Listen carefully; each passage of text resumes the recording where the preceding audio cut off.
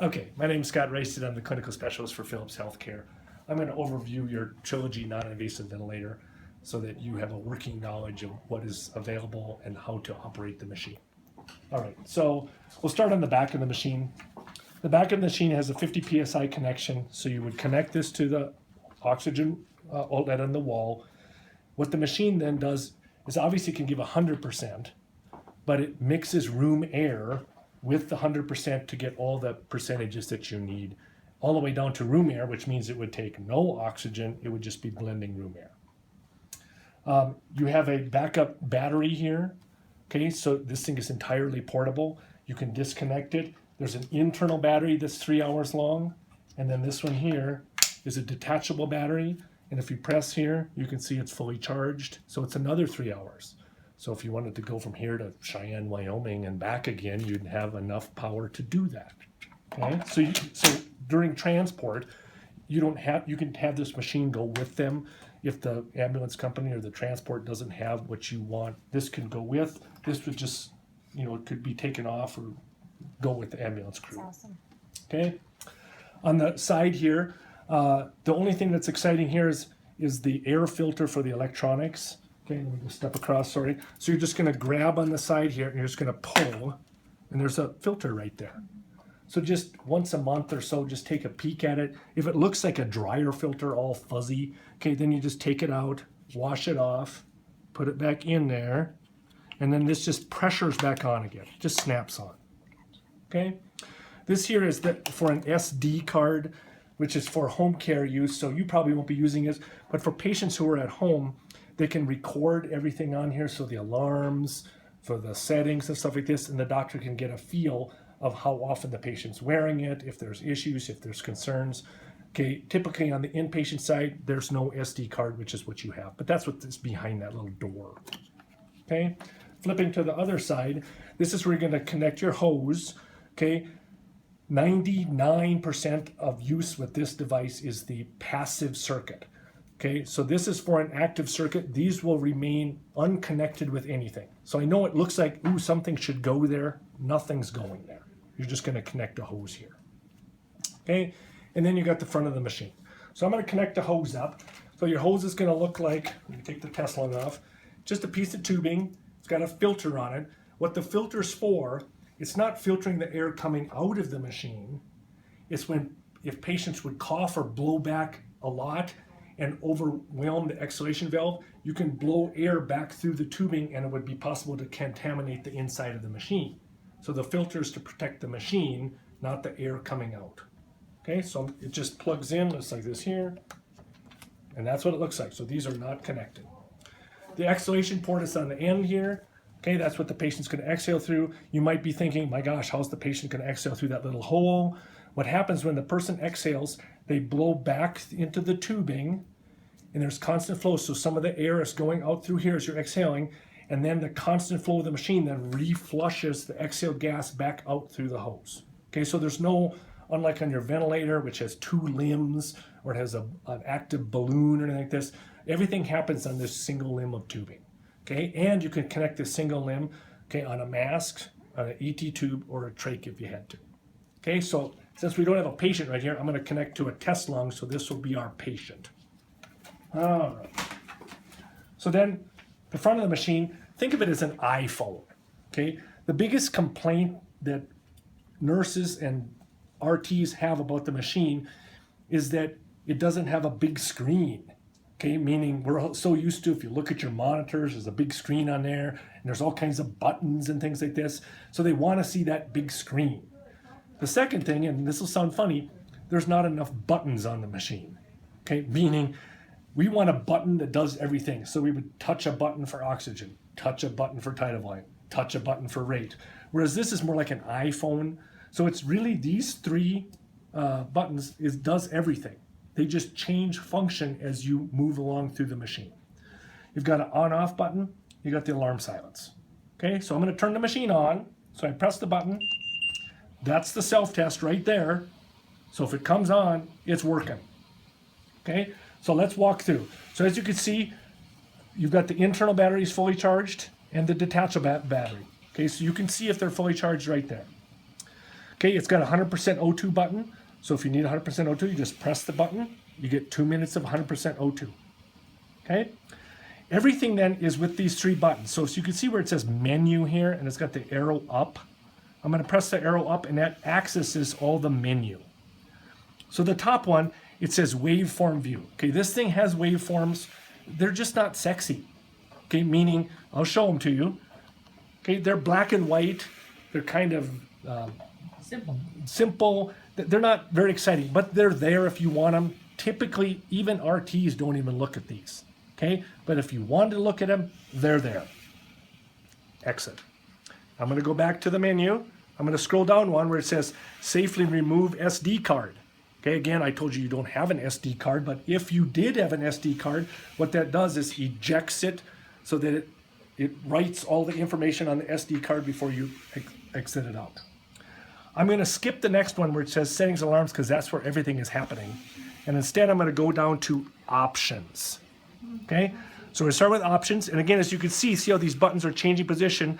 I'm going to press select now, and it goes into the options.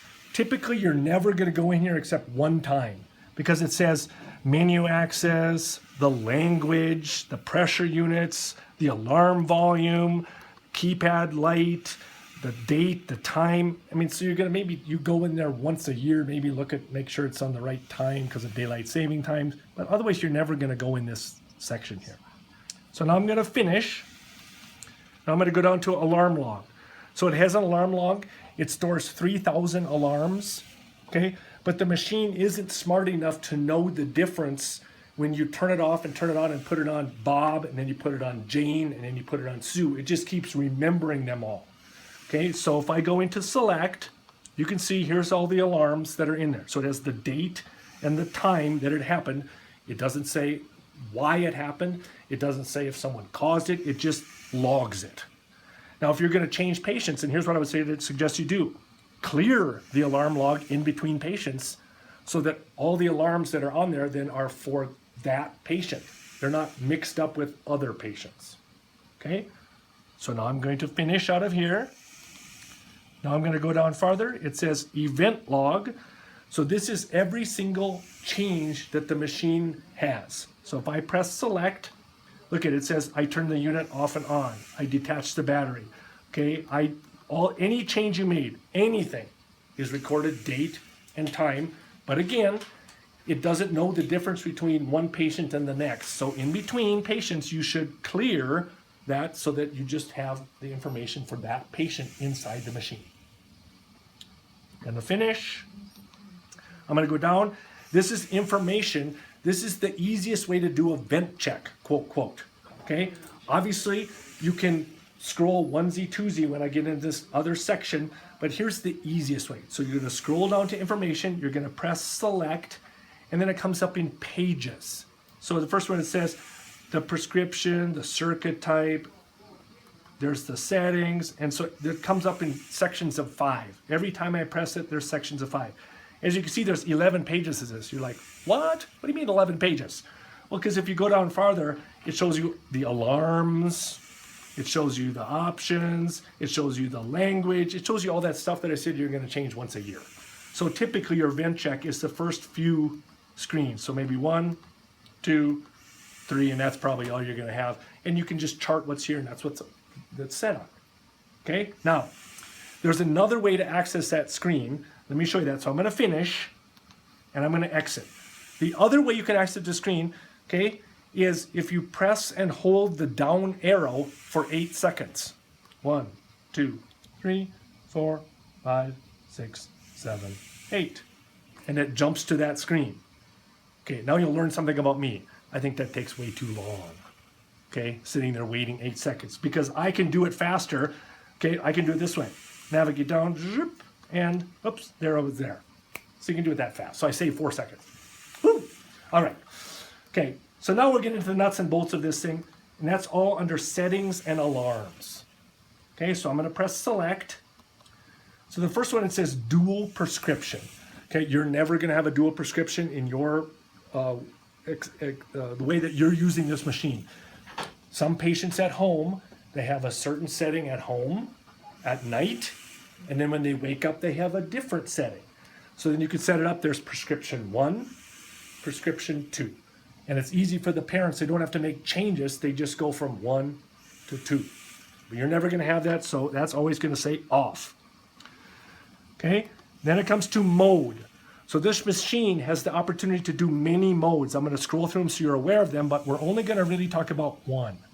Okay, so I'm going to mode, I'm going to check modify.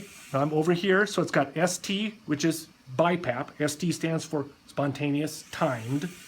Spontaneous timed is the generic term for BiPAP. Believe it or not, BiPAP is a trade name like Kleenex or Xerox or Jell-O. It's just that everybody uses that term, regardless if it's from Philips Respironics, who has trademarked it, okay, or someone else. They all use that term. Okay, so ST is BiPAP. You've got spontaneous alone. You've got CPAP. You've got SIMV, so here we're going into the modes that are more invasive. You've got assist control, you've got control, you've got pressure control SIMV, you've got AVAPS AE, you've got pressure control, you've got straight timed, and you're back to BiPAP. Okay, you're going to use BiPAP, okay, because it can do whatever you need it to do in the short time that you're going to be having these patients on this modality, and it'll be easier for you.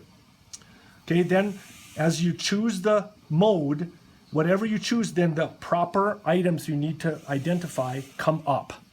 Okay, so when I chose BiPAP, okay, we've got a mode called AVAPS. That's going to be off. You've got your inspiratory pressure. You've got your expiratory pressure. You've got breath rate. You've got inspiratory time. You've got the FiO2. Okay, and so really that's all you're going to end up changing, those few modes right there.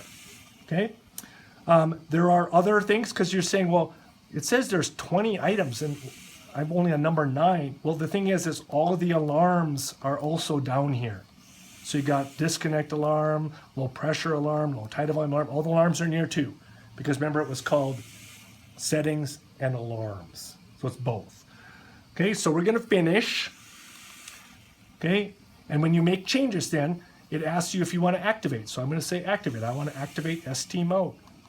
Okay, now it's running. Okay, so let's pause.